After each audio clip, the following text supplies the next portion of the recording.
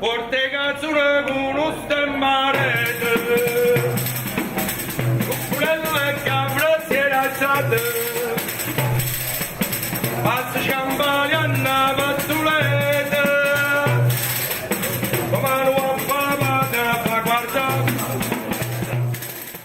Adele, come stai? Ehi, ciao Giampa, Tutto bene? tutto bene? Tutto benissimo. Qui fa un caldo pazzesco perché stanno lavorando con i fornelli. C'è Oggi sempre... abbiamo preparato quello che ti piace a te, Cioè? il ragù napoletano. E allora bisogna assaggiarlo. Ma hai preparato anche una serie di altre cose, so. Sì, dentro al ragù ho messo le polpette, poi ci ho messo la tracchia, Che è un taglio particolare, poi dopo vi spiego. questo è il pezzotto, sarebbe la carne al ragù, Ah, ecco. e poi ci sta la braciola La napoletana. regina del ragù. Vai. La braciola. La braciola. Perché come la fa Adele, la braciola a Napoli non la fa La nessuno. braciola mi parla. Parla? Parla la Quindi braciola. facciamo un'intervista alla braciola. Sì, la braciola. Poi ho fatto... Che cos'altro hai preparato? Ho fatto le fettuccine a forno con il nostro ragù. Perché chiaramente il ragù si può usare per Sì. tutta una serie di preparazioni Dentro ho in messo cucina. la ricotta, la mozzarella, la polpettine e così via. Perché ai napoletani piacciono le polpettine, quelle piccole piccole nella pasta al forno. Poi ho fatto la pasta e patate, che qui dentro dopo ci andiamo a buttare la pasta, poi ci mettiamo la provola, formaggio, pecorino, parmigiana e una biella legata. Poi infatti si chiama ruoto furno, sarebbe lo spezzatino con le patate, carne. Quanti anni ha questo ruoto? Questo ha parecchi anni perché mio padre, stanno pure qui sotto, sono tutti ruoti vecchi. E noi qui dentro facciamo sempre o lo spezzatino o il capretto con le patate. Perché anche la pentola La deve sì, prendere il sapore sì. della pietanza. In queste pentole qua il sapore è diverso proprio. Adele, ma la ricetta vera del ragù, ce l'ha un segreto, me lo puoi svelare? Sì, allora si prende la pentola, si mette la cipolla tritata e tu ci metti la braciola, la tracchia e fai brasare. Per quanto tempo? 5-10 minuti. Poi ci butti un po' di vino bianco, fai sempre brasare. Poi alla fine, che se è bello brasato, noi ci mettiamo i pelatoni, sarebbero le pelate, quella grande, però passiamo prima a setaccio e butti tutto dentro. Poi si mette l'olio, sale e fai cuocere a fuoco vivo. Quando inizia a bollire, a sudare, a da cuocere. A un certo Quanto tempo? punto, allora sì, noi mettiamo a fare le 8, 9, 10, l'11, mezzogiorno, l'1, 6, 7 ore. Poi dopo si alza tutto dal sugo a braciola, a puppetta, sennò la stringo su e mi fai mancare il prato tu. E dopo si prepara quello che vuoi, spaghetto, zito, manfredo. Va bene per qualunque un tipo ragù, di pasta. Un gnocco bello, che mozzarella con ragù. Stiamo a posto. Ma vatti a aspettare che faccio zito al ragù, una bella braciola a puppetta.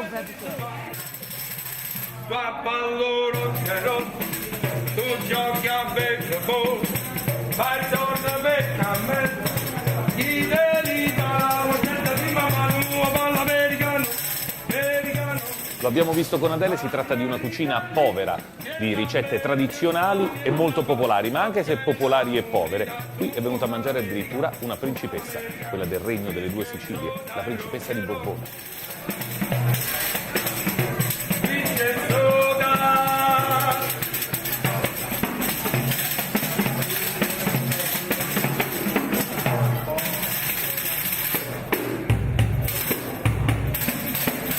Oh, finalmente Adele è arrivata con tutta questa straordinaria mercanzia. E poi metti questo tutto insieme. E Mangi quella è la questa parmigiana di melanzane. Poi ti mangi prima questo e poi dopo ti mangi queste cose insieme. Va benissimo, Buon appetito. grazie mille. Ciao. Tra le altre cose, questi che sono preparati con il sugo del ragù hanno dato vita in realtà anche a quest'altro piatto che è il secondo per intenderci.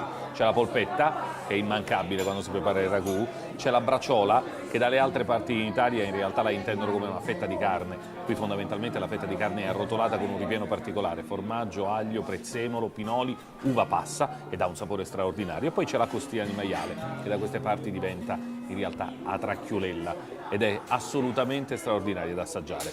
Poi a Napoli i contorni sono un piatto vero e proprio, non sono semplicemente qualcosa che serve per accompagnare il pasto. Questa è la famosa parmigiana di melanzane, piatto che ebbe origine nel nord Italia, proprio nel Granducato di Parma, e che poi in realtà è stato trasformato in questo modo dai napoletani, melanzane fritte e poi messe una sull'altra con della salsa di pomodoro e una farcitura. Assolutamente straordinario. Assaggio per voi.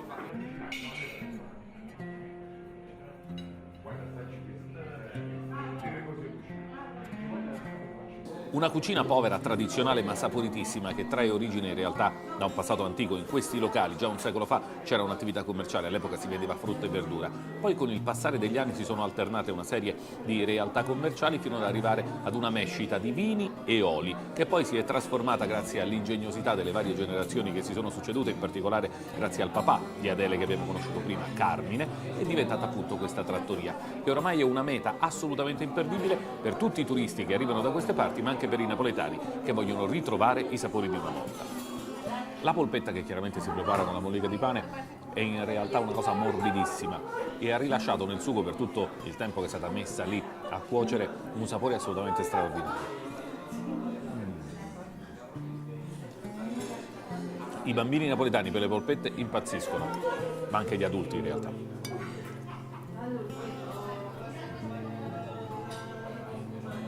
Per quella ci vuole il coltello, che in una trattoria che si rispetti ovviamente è sempre diverso in ogni tavolo dove vi sedete. Qui le posate sono tutte diverse. Proviamo a tagliare un pezzettino. In realtà è tenerissima, si scioglie come il burro ed è assolutamente squisita. Tutti i sapori delle verdure e degli ortaggi che sono stati utilizzati per la salsa si fondono in questo pezzo di carne dolcissimo, tenerissimo e con un sapore incredibile. E non può mancare adesso un assaggio di parmigiana di melanzane. Tra l'altro dovete sapere che i napoletani utilizzano la parmigiana di melanzane spesso anche come farcitura per i loro panini, da portare in giro nelle gite fuori porta, magari quando vanno allo stadio a vedere la partita della loro squadra del cuore. Quindi il pane è assolutamente il fidanzato della parmigiana di melanzane, che va assaggiata esattamente così, insieme ad un bel pezzo di pane con la mozzarella che fila e che viene fuori.